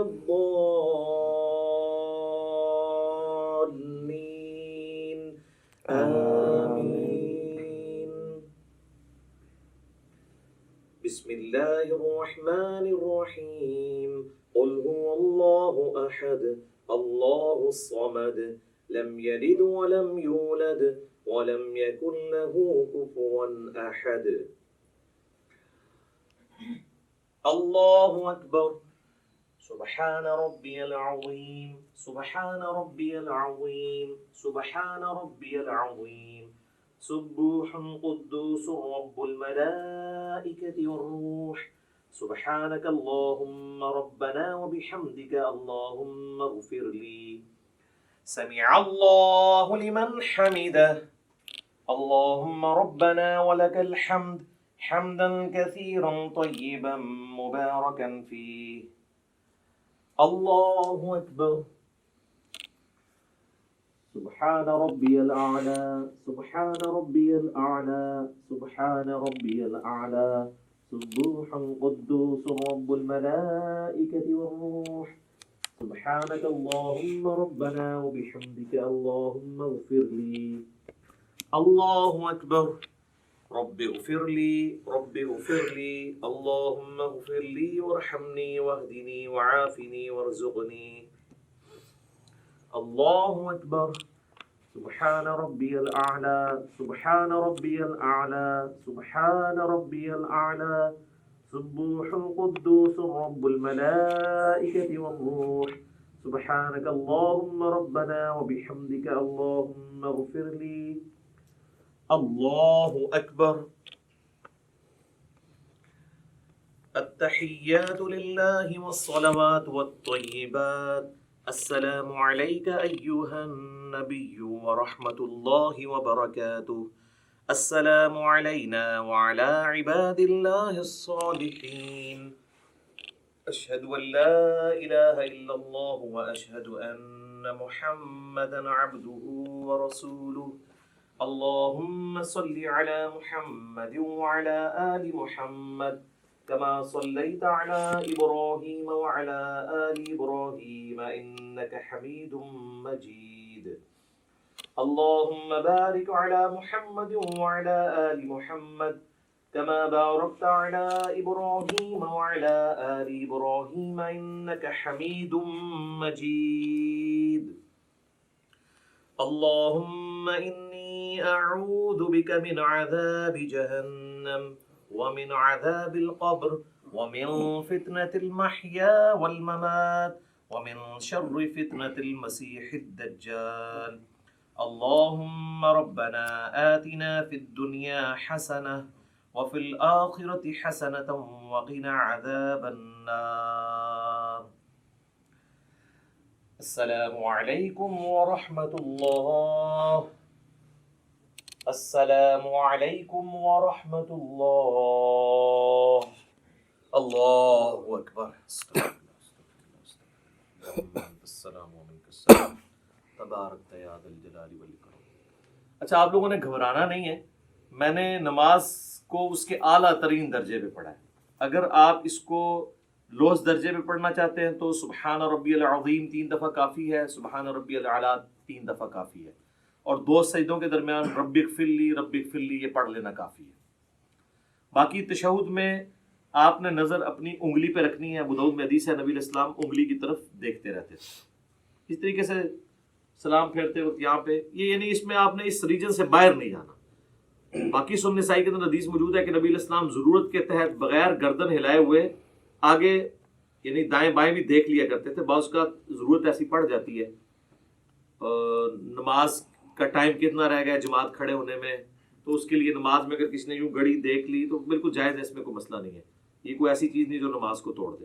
تو یہ 2 رکعت والی نماز تھی، اس لیے میں نے پہلے تشہد میں ہی تورک بیٹھ گیا. اگر یہ درمیان والا تشہد ہوتا تو میں اس طرح بیٹھتا اور عبدہ و رسولہ کے بعد اللہم صلی علی محمد وعلی آل محمد افضل ہے، یا اس کے بغیر ہی عبدہ و رسولہ کے بعد میں پھر تیسری رکعت کے لیے یوں کر کے کھڑا ہو جاتا اور پھر تیسری رکعت بھی مکمل کرتا، چوتھی کے بعد پھر تورک بیٹھتا. میں نے 2 رکعت اس لیے کی تاکہ آپ کو یہ پتہ چل جائے کہ بیچ میں پڑھنا کیا ہے. اب آپ آ جائیں نماز وطر کی طرف. نماز وطر میں بھی میں نے آپ کو پہلے بتا دیا کس طریقے سے پڑھنا ہے. اب اس کی جو آخری رکعت ہے وہی سب سے امپورٹنٹ ہے کہ جس میں آپ نے سورت ملانے کے بعد دعائے قنوت پڑھنی ہے. سنت یہی ہے کہ پہلی رکعت میں آپ سبح اسم ربک الاعلیٰ پڑھیں، دوسری میں قل یا ایھا الکافرون، اور تیسری میں قل ھو اللہ احد، اور قل اعوذ برب الفلق، قل اعوذ برب الناس بھی ثابت ہے. تو بہرحال فرض کیا ہم وطر کی تیسری رکعت میں پہنچ گئے ہیں، ہم نے سورت بھی ملا لی ہے. اگر ہم وضع الیدین کر کے نماز پڑھ رہے ہیں تو میں اسی سے سٹارٹ لیتا ہوں تاکہ آپ کو پتہ چلے اس کے بعد کرنا کیا ہے. بسم اللہ الرحمن الرحیم. قل هو اللہ احد اللہ الصمد لم یلد ولم یولد ولم یکن له کفوا احد. اللہ اکبر. اللهم اهدني فيمن هديت وعافني فيمن عافيت وتولني فيمن توليت وبارك لي فيما أعطيت وقني شر ما قضيت فإنك تقضي ولا يقضى عليك إنه لا يذل من واليت ولا يعز من عاديت تباركت ربنا وتعاليت اللهم صل على محمد وعلى آل محمد كما صليت على إبراهيم وعلى آل إبراهيم إنك حميد مجيد اللهم بارك على محمد وعلى آل محمد كما باركت على إبراهيم وعلى آل إبراهيم إنك حميد مجيد الله أكبر سبحان ربي العظيم سبحان ربي العظيم سبحان ربي العظيم سمع الله لمن حمده اللهم ربنا ولك الحمد حمدا كثيرا طيبا مباركا فيه. پھر اسی طریقے سے آپ نے کنٹینیو کرنا ہے. یہ وہ ڈفرنس تھا. باقی جو عید کی تکبیرات ہیں وہ تو بتانے کی ضرورت نہیں ہے. سورۃ الفاتحہ سے پہلے آپ نے ہر دفعہ اللہ اکبر کہنا ہے. پھر سال الیدین کر رہے ہیں تو ہاتھ چھوڑ دینے ہیں. اگر وضع الیدین سے نماز پڑھ رہے ہیں تو ہر تکبیر کے بعد آپ نے ہاتھ باندھنے ہیں. اور یہ جو 7 تکبیریں جب ہو جائیں گی، پہلی تو نماز سٹارٹ کرنے والی ہے، جو 8ویں تکبیر وہ بن رہی ہوگی جس میں آپ نے سورہ فاتحہ شروع کرنی ہے، کیونکہ 7 پہلی میں جو ہیں وہ زائد ہیں اور 5 دوسری کے اندر زائد ہیں. اب آ جائیں نماز جنازہ. وہ تو پریکٹیکلی پڑھ کے بھی بتایا جا سکتا ہے، اتنا لمبا نہیں ہے. پہلی رکعت یعنی پہلی جو اس کی تکبیر ہے، اس کے بعد اللہ اکبر کہہ کے اگر آپ وضع الیدین کر رہے ہیں تو اس حالت میں، اور ارسال الیدین کر رہے ہیں تو اس حال کے اندر آپ نے سورۃ الفاتحہ اور سورت ملانی ہے. اور دوسری میں آپ نے اللہ اکبر کہہ کے جو ہے وہ درود شریف پڑھنا ہے نماز والا. پھر اللہ اکبر کہہ کے ہر دفعہ رفع الیدین کرنا ہے. تیسری میں آپ نے جو ہے وہ دعا پڑھنی ہے، وہ میں آپ کو پڑھ کے بتا دیتا ہوں. اللہم اغفر لحینا ومیتنا وشاہدنا وغائبنا وصغیرنا وکبیرنا وذکرنا وانثانا اللہم من احییتہ منا فاحیہ علی الاسلام ومن توفیتہ منا فتوفہ علی الایمان. اللہ اکبر.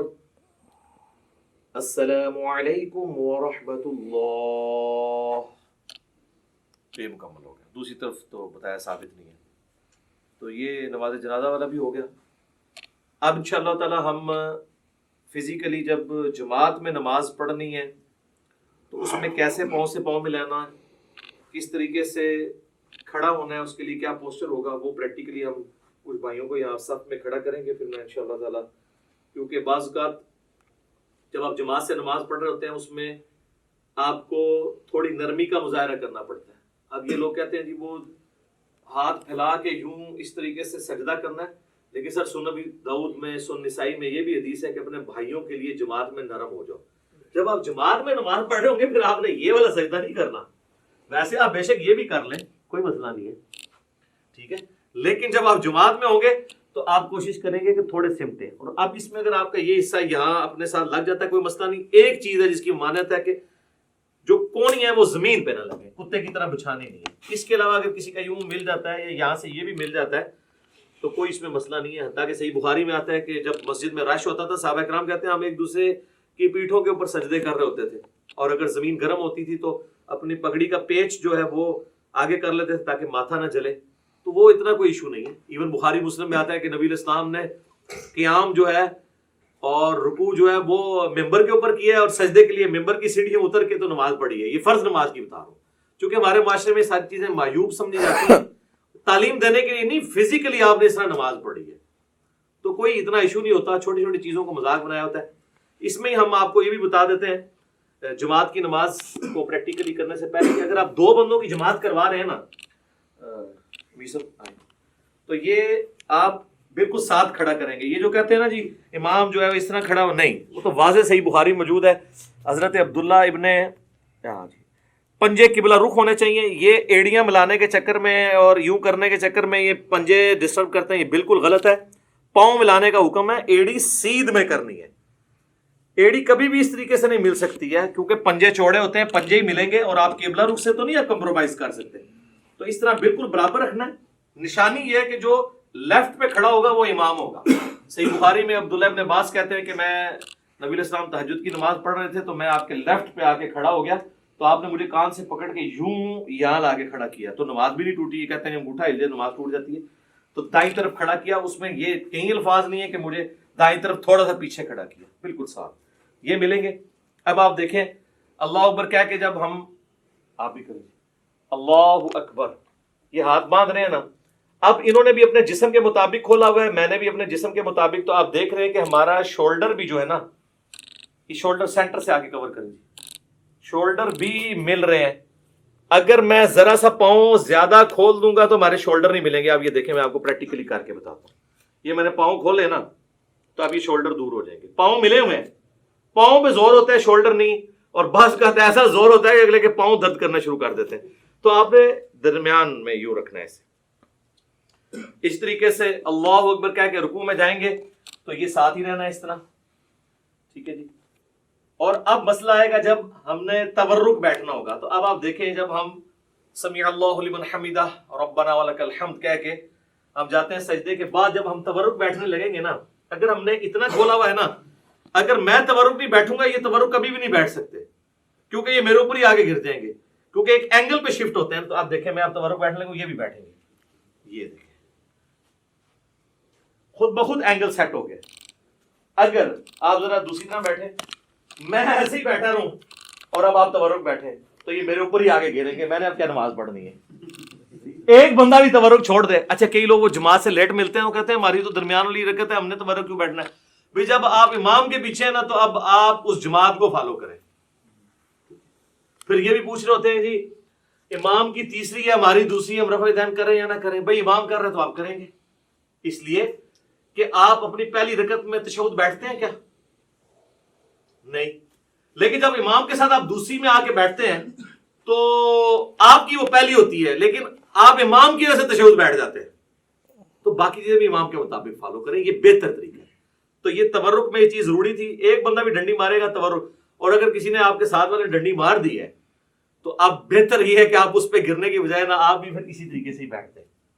بھئی کئی لوگ پوچھ بھی رہے ہوتے ہیں کہ جی ہم موٹے ہیں تورک نہیں بیٹھ سکتے, نماز ہو جائے گی میرے بھائی اگر کسی کے لیے. میں نے تو بڑے بڑے موٹے لوگوں کو بھی دیکھا ہے, بل وہ پھر تورک تو ایسا بیٹھتے ہیں, دو بندے ہیں تورک ملتے نہیں ہو نال تسی بیٹھ جاؤ تو ان کو بالکل لحاظ نہیں ہوتا کہ ادھر والے کا کیا بن رہا ہے ادھر والے کا کیا بن رہا ہے. تو بہت موٹا بندہ ہے, موٹاپا ویسے پسند بھی نہیں ہے نا, اسی لیے پسند نہیں ہے. تو وہ یہ تورک, آپ جب تک آپ تورک آسانی سے بیٹھ رہے ہیں تو آپ سمجھ لیں آپ سمارٹ ہیں, یہ آپ کا چیک پوائنٹ ہے. جیسا میں کہتا ہوں نماز کی 3 بریکیں ہیں, ایک رفع الیدین, رفع الیدین نہ ہو تو دڑا دڑا آپ پڑھیں گے. دوسرا جلسہ استراحت کہ آپ نے دوسری رکعت میں اٹھنے کے لیے دوسرے سجدے کے بعد بیٹھ کے اٹھنا ہے. اور تیسرا آپ جو سجدے میں جانے سے پہلے ہاتھ لگاتے ہیں, جو لوگ ہاتھ نہیں لگاتے ڈائریکٹ جاتے ہیں وہ تو بڑے تیزی سے پڑھ رہے ہوتے ہیں. یہ دیکھیں نا آپ جس نے ہاتھ لگانا ہے اس نے تو پہلے ایسے کرنا ہے. یہ 3 بریکیں نماز کی اللہ نے رکھی ہیں جس کے سے نماز کی سپیڈ کنٹرول رہتی ہے. اب انشاءاللہ تعالی ہم چند بھائیوں کو یہاں پہ صف میں کھڑا کریں گے اور چیک کریں گے کہ صف میں کتنا پاؤں کھولیں. زیادہ کھول دیں گے تو پاؤں تو ملیں گے, شولڈر نہیں ملیں گے. اور بعض ایسے ہوتے ہیں ایک پاؤں تو انہوں نے ایسے ملایا ہوتا ہے, دوسرا اتنی دور ہوتا ہے کہ سامنے والا بندہ پاؤں جوڑتے جوڑتے ایسے ہو جاتا ہے بیچارہ, اور لت درد کرنی شروع کر دیتی ہے. تو میرے خیال ہے کچھ لوگ اب جو ہے نا ادھر سے کھڑے ہونا جی ادھر سامنے آ کے باری باری سب کو کروا لیتے ہیں نا. اچھا میرے بھائیو, اب انشاءاللہ تعالیٰ آپ کو پریکٹیکلی بتائیں گے کہ صف میں جب زیادہ نمازی کھڑے ہوں گے تو کس طریقے سے انہوں نے نماز پڑھنی ہے. 2 ہوں گے تو ساتھ کھڑا کرنا ہے, اور 2 سے زیادہ ہوں گے تو امام آگے ہوگا, پیچھے ہوں گے باقی. البتہ اگر میاں بیوی جماعت کروا رہے ہیں تو وہ ساتھ اپنی بیوی کو نہیں کھڑا کرے گا, بیوی ایگزیکٹ اس کے پیچھے کھڑی ہوگی. اور ترتیب یہ ہے کہ سب سے آگے جو ہے وہ مردوں کی صف ہوتی ہے, اس کے پیچھے بچوں اور غلاموں کی, اور اینڈ پہ عورتوں کی صف ہوتی ہے. تو اب یہ ہم نے صف کے اندر 1 2 3 4 5 6 7 8 9 بھائیوں کو کھڑا کیا ہے. 8 اللہ وطر ہے, وطر کو پسند کرتا ہے. آپ دیکھیں جی انہوں نے اپنے جو ہے وہ پاؤں اتنے کھولے ہوئے ہیں جتنے ان کے جسم ہے اس سے زیادہ نہیں کھولے, ورنہ پھر ان کے کندھے نہیں ملیں گے. آپ دیکھیں ان کے پاؤں بھی ملے ہوئے ہیں اور ان کے کندھے بھی ملے ہوئے ہیں. ہاں جی پیچھے کر کے ذرا کندھے ان کے ذرا کور دکھائیں, دور سے ہی دکھا دیں آپ, ادھر ہی دیکھیں کندھے ان سب کے ملے ہوئے ہیں. اگر ان میں سے کسی نے ذرا سے پاؤں زیادہ کھول دیے کم تو پھر ان کے لیے یہ تھوڑا سا ویسے ہوا ہے ان کا, ٹھیک ہے. یہ آپ نے خود ڈیسائیڈ کرنا ہے.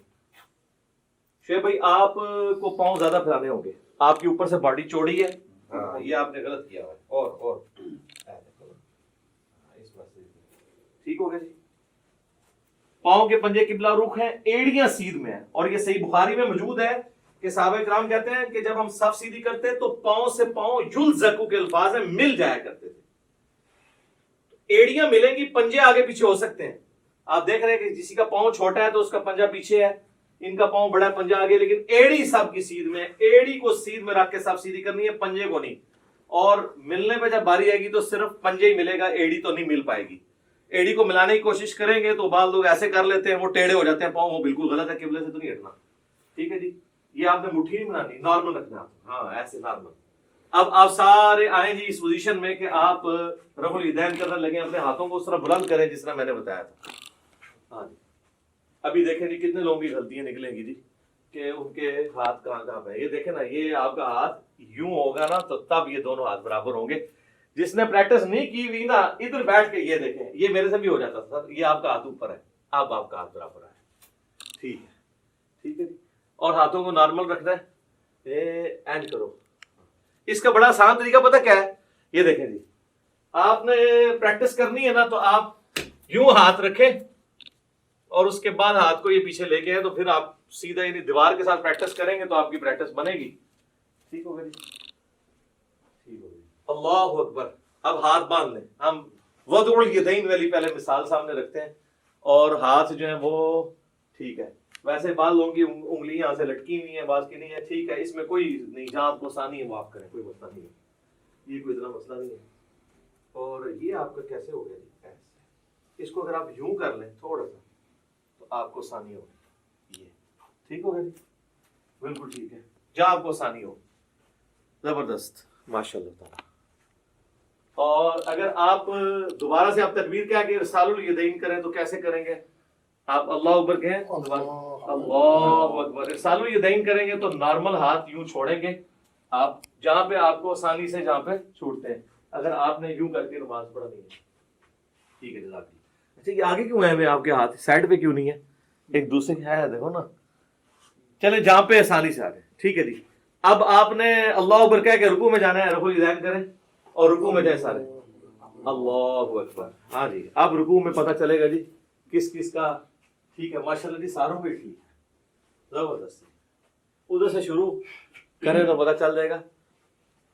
یہ آپ شیشے میں پریکٹس کی ہوگی تو ٹھیک ہوگا.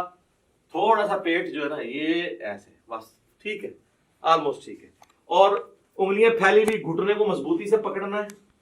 اور نہ میر صاحب یہ آپ یہ سیدھی کریں ایسے، کونی بالکل سیدھی ہونی چاہیے تو تب یہ آپ کی گردن سے آئیے. آپ بالکل ٹھیک ہو گئے. یہ بالکل تنی بھی ہو کمان کی طرح، جس طرح ابو داؤد میں آتا ہے کہ کباغ کی ڈوری جس طرح تنی آتی تھی، بالکل سیدھی.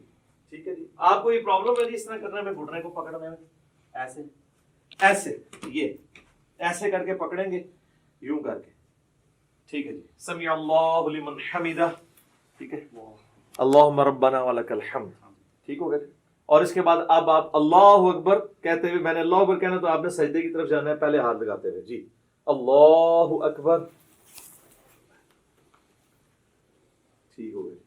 اچھا، ابو داؤد میں ایک حدیث ہے کہ نبی علیہ السلام کی جو ہاتھ ہے نا، ہتھیلیاں، وہ کانوں کی سیدھ میں بھی چلی جاتی تھی. یعنی آپ اس کو کندھے سے آگے بھی لے کے جا سکتے ہیں. بعض لوگ کہتے ہیں جی ماتھے سے آگے نہیں انگلیاں جانی چاہیے، کوئی مسئلہ نہیں، جا سکتی ہیں. بس بہتر طریقہ وہی ہے جس طریقے سے آپ لوگوں نے کیا ہوا ہے. اب آپ دیکھیں، اب آپ چوڑا سجدہ نہیں کر سکتے، آپ لوگوں کے آپ کو ایک دوسرے کو اکوموڈیٹ کرنا پڑا ہے، تو نماز میں اسی طریقے سے کرنا ہے. اور پیچھے سے ایڑیاں سب کی جڑی ہیں جی. ہاں جی، ایڑیاں بھی دیکھنی ہے اور پنجے قبلہ رخ ہونے چاہیے. ٹھیک ہے، ٹھیک ہے، جزاک اللہ، بہترین. اب میں اللہ اکبر کہوں گا تو آپ نے جلسے میں بیٹھنا ہے. اللہ اکبر. دایاں پاؤں کھڑا کیا اور بایاں بچھا لیا. ٹھیک ہو گیا جی. اب اس میں دیکھیں کوئی نہیں، آپ دو سجدوں کے درمیان نہیں انگلی اٹھانی، انگلی تھلے رکھو. ہاں، اینج رکھنا ہے نارمل. اور آپ گھٹنوں تک بھی رکھ سکتے ہیں، گھٹنوں سے آگے بھی، جہاں آپ کو آسانی، اس میں کوئی نہیں ہے. اور نارمل رکھنی ہے انگلی، نہ ایسے جوڑنی نہ ایسے. سجدے میں بھی میں نے بتایا نہ جوڑنی، جو نارمل ہے. اچھا، اب ہم نے دوسرا سجدہ کریں اور پھر اس کے بعد آپ سب تورک بیٹھیں، کیونکہ اس طرح تو آپ بیٹھ جائیں گے، تورک بیٹھنا ہے. اب اللہ اکبر کہوں گا، دوسرا سجدہ کریں. اللہ اکبر.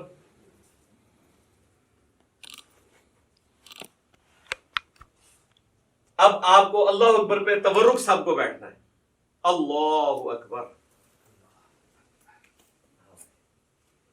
دیکھ لیجیے ہم نے پریکٹیکلی کر کے بتایا. وہ لوگ کہتے ہیں جماعت میں تو تورک بیٹھے ہی نہیں جاتا. کیوں نہیں بیٹھا جاتا؟ ایک بندہ جب ڈنڈی مارتا ہے تو تورک رہ جاتا. نہیں، ساروں بیٹھے ہوئے نا، دیکھیں نا سارے تورک بیٹھ کے بتا رہے ہیں.